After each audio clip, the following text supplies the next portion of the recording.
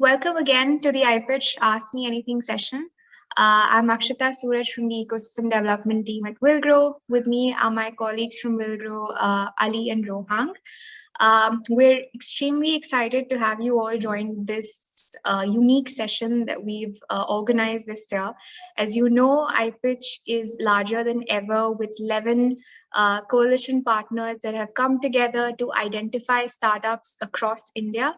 And not just that, we have a total pot size of 5 million USD this year that you can gain access to.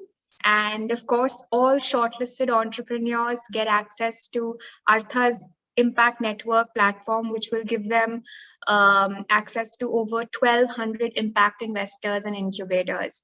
So, this is one step towards our aim to bridging the gap between impact investors and social entrepreneurs.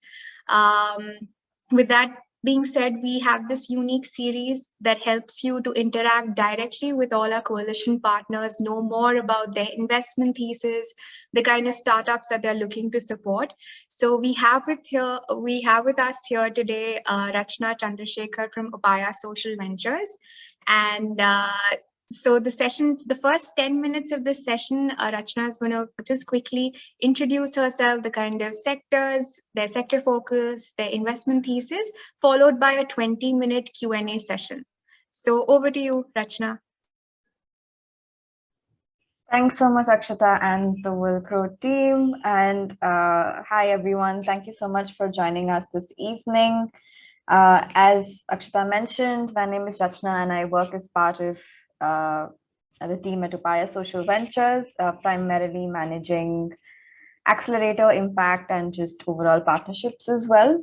I'm going to give you all a bit of an overview about the work that we do, and I'll try to keep it as brief as possible so we have more time to just interact with each other.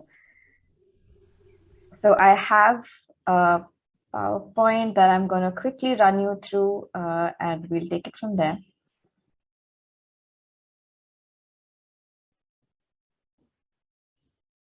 All right. Okay. So let's get started. So briefly, Upaya Social Ventures focuses on fighting extreme poverty through creating dignified jobs. Our mission is primarily to be able to support organizations that can grow their businesses and scale to create more jobs, specifically for those in extreme poverty. And I'm going to talk a little bit about how we do that as well. But this is kind of what our core mission is. We do this by we run an accelerator program where we build capacity for really early stage organizations to build out their business fundamentals and also prepare them for raising investments. What we also do is provide seed funding to organizations that fit our criteria, which I'm going to be talking briefly about. But broadly, we aim to partner with organizations that are focused on creating livelihood opportunities or job opportunities. And of course, for our portfolio companies, we do provide them with advisory and consulting services to help build out their businesses. And we also do a lot of work around measuring and managing the impact that is created through the work that we do. This is a quick summary of where we are right now. Overall, in the last 10 years since we've been around, we've made about 27 investments. 65 companies have been part of our accelerator program since 2017.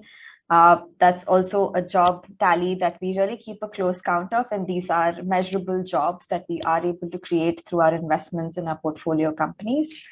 And that's just a quick summary, and these numbers are constantly increasing as well.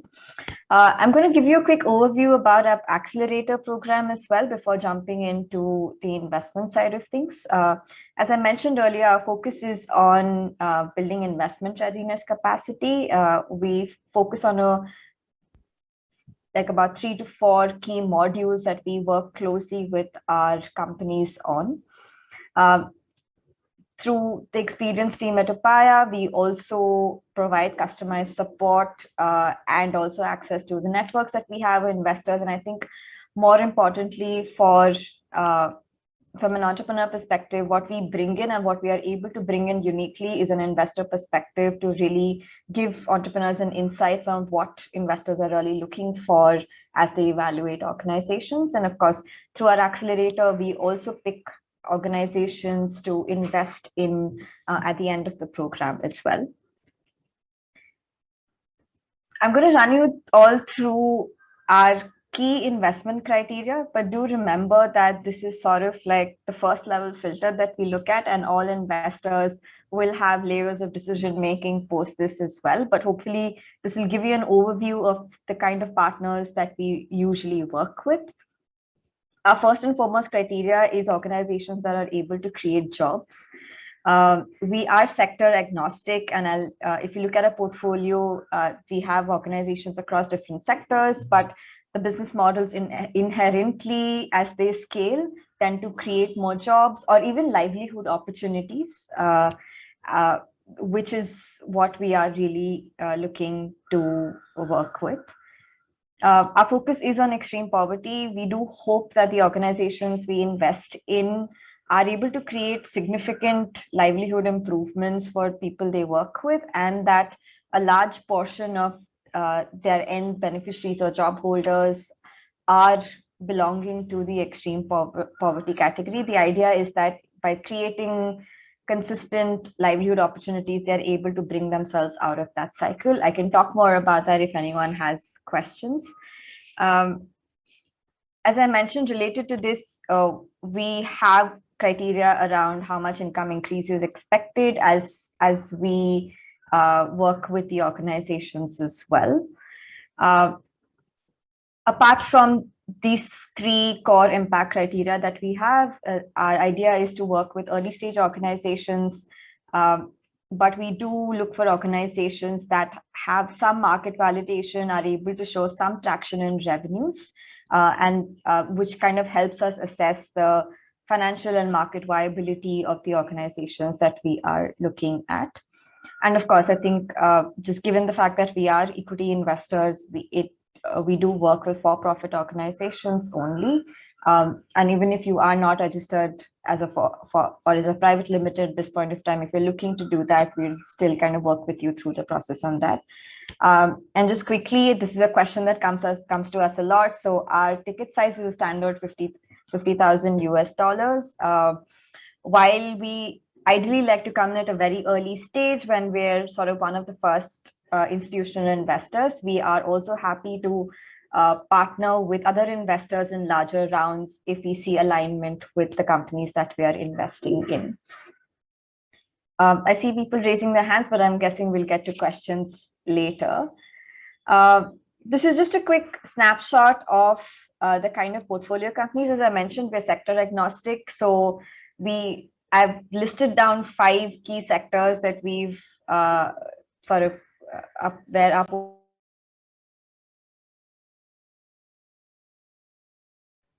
Sorry, I think I got muted. Sorry about that. So yeah, these are 5 key sectors that I've listed out, but we also, like I mentioned, we're not constrained by any of these sectors, but this will also give you all a sense of the kind of different models that we are open to looking at, as long as the impact criteria around jobs and livelihoods is consistent as you grow your business as well. So that's more or less about us. It's meant to be a very quick overview, and of course I will take questions, but what I also thought is just put down some pointers, although basic, if it helps for you as you fill out the applications for iPitch. And what we've seen is that in the application form, there's of course there are a few questions which are open-ended, which give you place to explain the work that you do. And a lot of times we see that entrepreneurs are talking about a lot of things without really getting to the core points. So I just thought I'll highlight some of that. And these are some of the key areas that, at least for us, are important. So one, clearly articulating the core problem. Honestly, we don't necessarily need the world view of what the problem is, but just your perspective on it and what are the key aspects of the problem that you are focusing on is really helpful to know. And any and sort of contextualizing it with any data that you've done, whether it's secondary research or primary research, is always helpful. On the solution, very clearly focusing on how your solution is actually addressing the problem at hand and the people who are actually experiencing the problem. Very briefly, also articulating a business model, right? How is your how does your model work, so that it very clearly shows how are you actually making money and how does it actually impact on the other side, which kind of should tie into each other. And what is always helpful for investors to know, even as you mentioned, like revenue numbers and things like that in other sections, that what is your current traction, right? What are those 2 or 3 key indicators which will help us identify what stage of the business you're really at, and therefore what could be the potential. Social impact, I think, as I've been speaking, it is super important, especially for Upaya. So what we're looking for is not just the potential impact that you can create with your venture, which can be anywhere between a mid to long term goal, but if you have any current evidence of let's say how many jobs you're creating, or what has that led to, is it leading to a 25% increase in income, 50%, 100%, or anything else that you might have noticed, it's always just important to mention it briefly. I think that always helps. And I think just the last bit of information is that sometimes people tend to skip out on information which may not be necessary, but I would urge you all to fill in, basically answer all the questions that are there, because it just gives a holistic picture and gives us a better sense and just makes it easier for us to assess application instead of wondering, okay, how do we proceed with this? So I think it just makes it easier that way. So that's it from me. I will pause here, and I think we can open it up for questions, unless Akshita, if you want to add anything to that, please feel free to do that. It was perfect and super insightful. I'm going to ask Rohang to quickly open up the questions. Yeah, thank you so much, Rachna. I think that was very comprehensive and very insightful. So we'll go ahead with the people who have raised their hands. Ashok, you can go ahead and ask your question. Hi, Rachna. Nice to be here. I'm just a very, very new startup based out of Pondicherry. I think your portfolio, I'm kind of a mix of quite a few of the companies you have funded or you have assisted. I'm a mix of GoDesi, I'm a mix of ZooFresh, Organic, etc.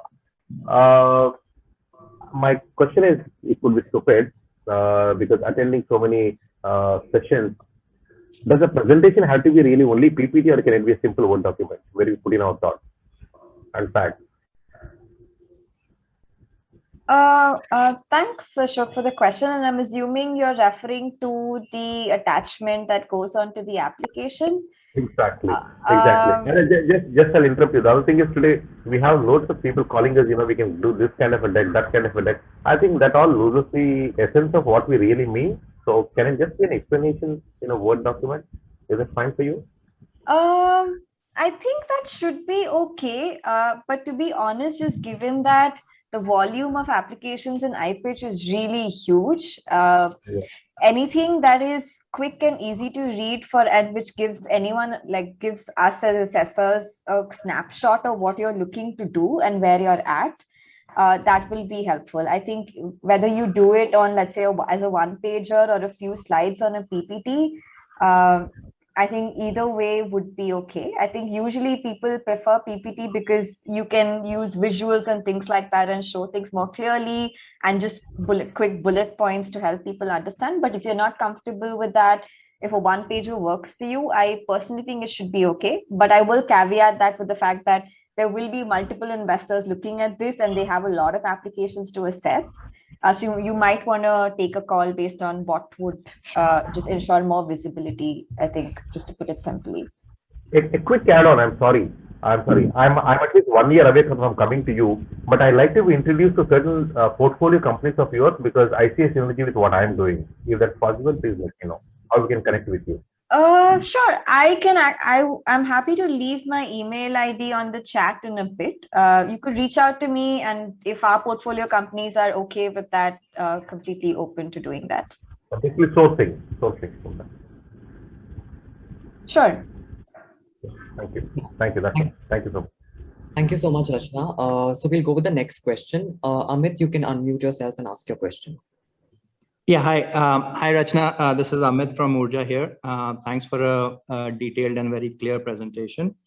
So some of my questions are, so you said, yes, obviously your focus is on creation of jobs and you have some sort of numbers out there, 1,000 jobs over 7 years. But then in lieu of that, you would also consider increase in incomes, right? So we work with farmers.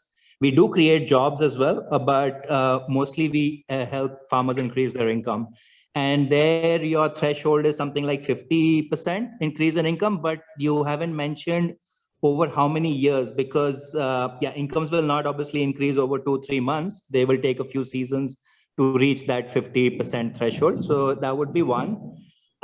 Secondly, if you have an expected return, since you're an equity investor, and over what time horizon, what is your exit time horizon?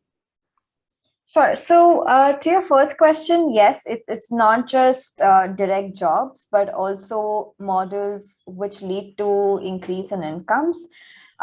So in either case, I think what we look at is the bare minimum threshold of 50% increase. And usually even when we invest, we do try and look for evidence that this model can act, or the services that you're providing can actually lead to that, even if it's over, let's say, a year or two, right? I completely understand it's not going to happen over a few months, but since we typically invest in organizations that have been operational for at least a year, we do try and find some aspect of evidence which could help with that. Okay. So it need not be something that happens over a couple of months. I think we completely understand. Let's say if you're working with farmers, you'll have to wait at least a couple of seasons to really see if there is consistency on that front. Yeah. So that's one. I hope that answers your question. Yeah, clearly it does. Yeah. But Rachna, just a clarification on that. Like for creation of jobs, you have the number of 1,000 jobs over 7 years. Yeah, I was just getting to that. Yeah. Yeah. But if you're increasing incomes, do you also have a number? You should be increasing incomes for a minimum of 1,000, 5,000 farmers or whatever. So when we say 1,000 jobs, so that's sort of like a proxy for either direct jobs, or even if you're looking at increase in incomes, it's the same numbers, right? So we want to know that, or what we will obviously assess is that over a period of, let's say, 7 years, you're able to reach at least those many farmers, for example, and that there is reasonable probability that minimum benchmark of 50% increase will be applied to across all of that 1,000. Got it. So it's kind of, I mean, we basically club those two criteria and make an assessment. Yeah. Sounds good. Yeah. And the second part of my question was related to your exit horizon and expected return.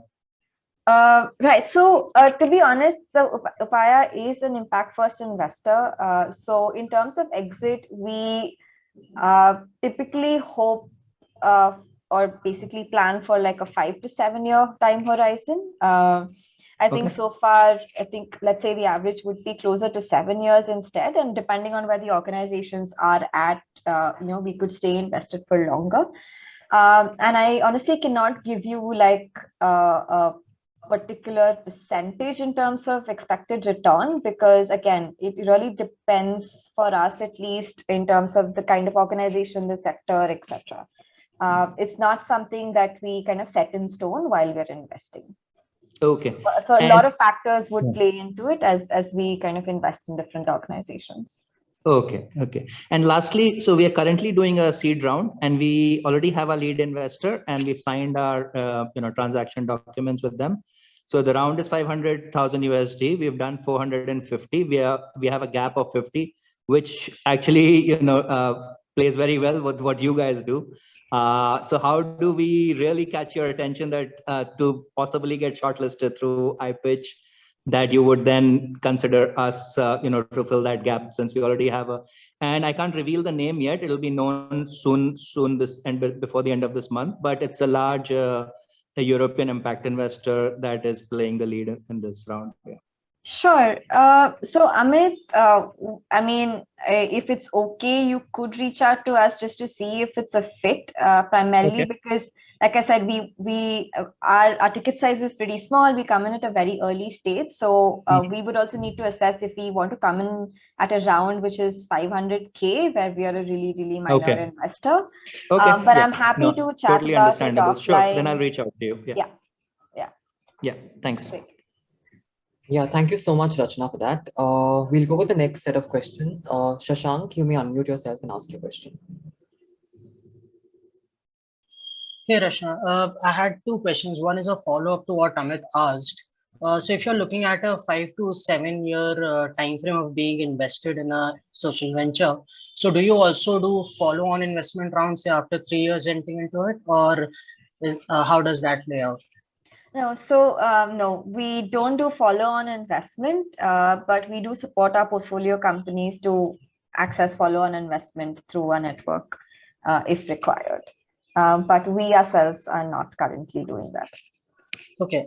Second question that I had was on one of the criteria that you mentioned, requirements on revenue generating. Do paid pilots count for it, or are you looking at scaled up operations for that? We're not necessarily looking at scale, but we are looking for at least early revenue traction. So probably a stage after your paid pilot stage. So paid pilots and purchase orders, would that do? Which is the stage we are at with the product? Honestly, it would depend. I mean, like I said, ideally, I think if I were to put it in a category, it would be a stage after the stage you're talking about. But it's not like we haven't supported organizations either in our accelerate. I mean, mostly I guess in our accelerator that don't fit this stage. So it would really depend on just me having more information to understand, the sector you're in, what are your products or services, and therefore how does it kind of fit in terms of potential and feasibility as well. So just a follow up to that, as a company, we are into two product verticals. One is access to energy and the other is mobility. All of them are targeting your criterias, specifically on the poverty side and job creation. So then you'll be looking at a venture investment particularly, right? The quasi equity state of it, or would you be looking at backing one particular solution per se? It won't be one, but I don't really understand what you mean by one particular solution. So if I can elaborate on that, during last year's iPitch, we went ahead with one of the investors, angel investors, and they came back to us saying that we want to only back one solution, not the company as a whole. And that was a bit of a no-go for us, because both of them are looking at no poverty and creating jobs. So that's why we did not want to forego one which was generating scaled up revenue, and the other one which was more in the ideation at that time, which is now at revenue generating. Got it. No, so we will invest in the organization as a whole. So we will assess, your entire portfolio of services if you have multiple or solutions. Yeah. Thank you, Rachna. Thank you so much, Rachna. We'll go ahead with the next question. Arnab, you may unmute yourself and ask your question.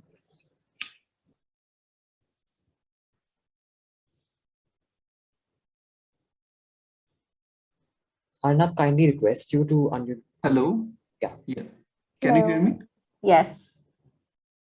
Yeah. Hi, Rachna. I'm Arnab from Impeccable Innovations, Bangalore.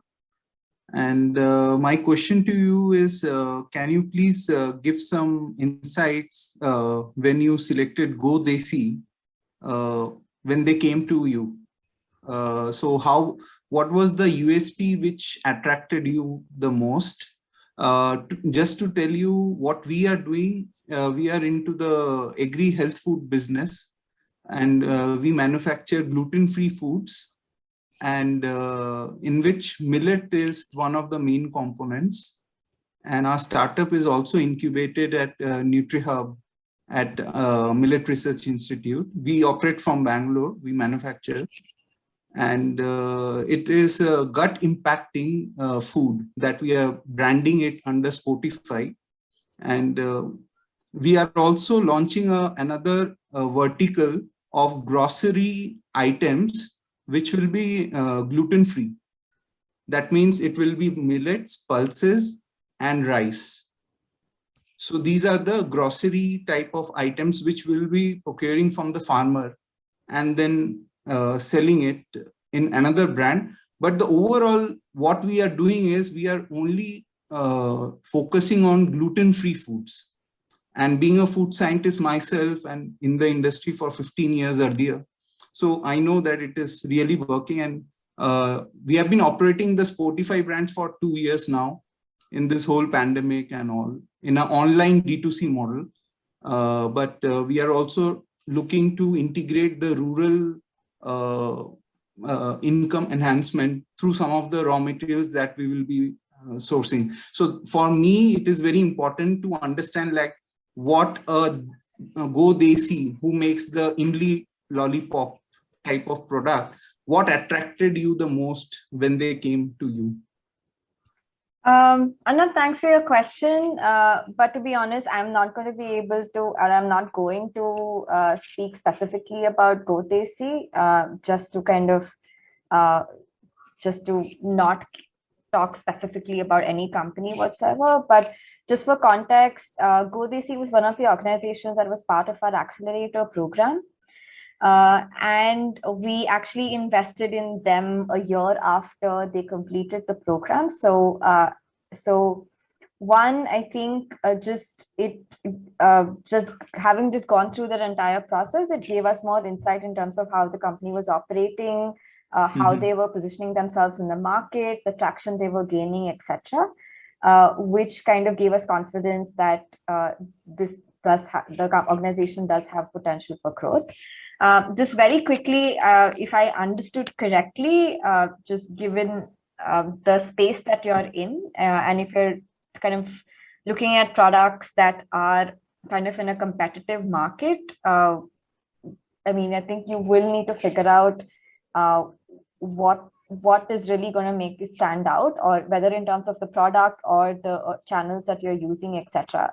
But I mean, there's nothing more specific I can kind of mention at this point, but I'm happy to connect offline if you want to talk specifically about the work that you're doing. Yeah, surely. If you can send your phone number or email ID, we'll definitely have a chat with you before applying. Sure, I can do that. Yeah, thank you.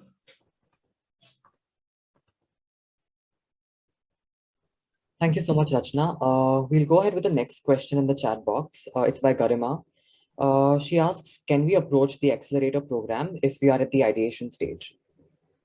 Yes, Garima, absolutely. Although I will give you a heads up that just given that it's an accelerator program, we do look at organizations who have started operations on ground and have started earning like maybe very early revenues. But I think if you're looking to kind of get to that stage in the next few months or so, it's something that you can definitely consider. Or if you're really haven't started with your organization operations at all, I would suggest that give it a year and maybe apply for like the next round or something like that. I hope that helps. Thank you so much, Rachna. Moving on to the next question, it's by Balakrishna. Just to set up context, I think they mean to ask whether Upaya Social Ventures would be interested in taking up a concept-based idea. Just to read up what they have typed in the chat box. Our thinking is on this line: no government can create jobs to give all to all or financial security to all without almost zero investment. And we want to give self-pension to 10 crore people of India on a long-term basis when they are about 50 years of age. This is highly scalable and can give jobs to more than 1,000 people, especially to women. This is a byproduct of another research project submitted to the government of India. It is in the financial fintech area. So I'm understanding that this is a very concept-based idea. I think short answer is that if it's just at the concept stage, it's not going to be a fit, because as an investor, we will look at, as I've mentioned earlier, a fully formed organization with initial market validation in place, initial traction, etc. So it really kind of depends on all of those parameters. Even if sort of from an impact point of view, it could be very interesting. We also would need to look at it from an investor lenses also. So I think that probably is the short answer to that. Yeah, thank you so much, Rachna. So if anybody has any questions, please go ahead and raise your hand or do type them in the chat box. Till then, we can take this one question, which has been very pertinent throughout our AMA sessions. It is, I want to understand, apart from funding, how does Upaya Social Venture support the portfolio companies?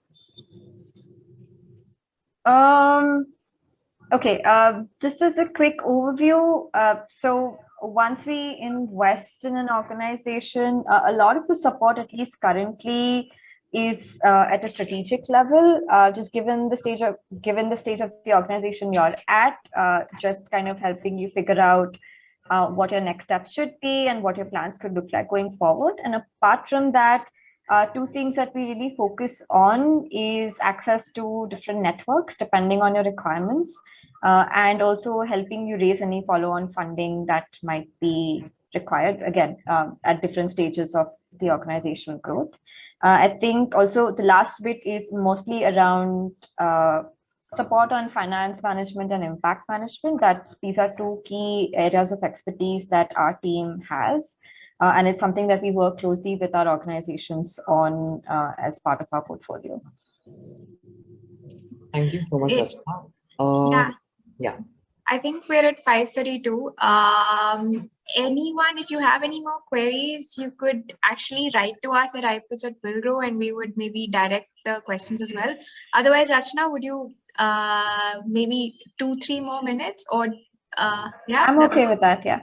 Perfect. Okay. Great. Okay. Yeah. Sure. So there are a couple of people who have raised their hands. Satya, you can unmute yourself and ask your question. This is Satya from CBTech Bangalore. So we are agri-tech startup. Satya, I'm not able to hear you. Hello, are you able to hear me now? It's very faint. Okay. Dear Satya, can you? Yes, it's audible now. Please go ahead, Satya. Yeah.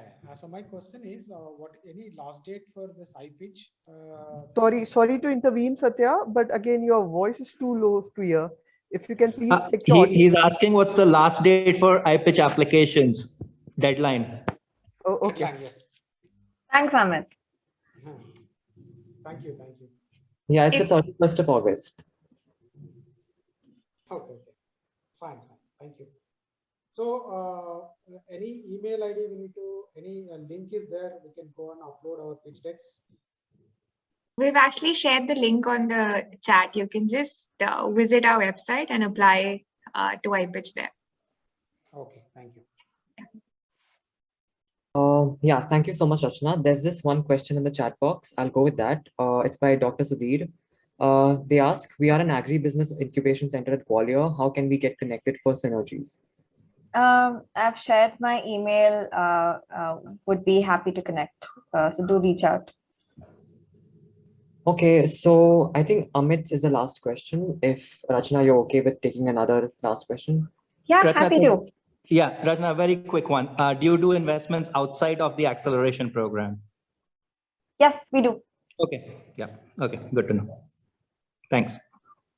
Okay, great. I think that's all of the questions for today. Thank you so much, Rachna. Awesome. Great. Thank you, WillGrow. Thank you so much, Rachna, for taking the time to do this. And everyone, thank all of you. Thank you, Nilesh. Everyone, please do apply to iPitch. The last date to apply is 31st August. I look forward to seeing all your applications. So yeah, thank you so much for joining us for the session today. Yeah, thanks everyone. Thanks, Have Rachna. a great weekend. Thank you, everyone. Bye. We are very excited to see your application, guys.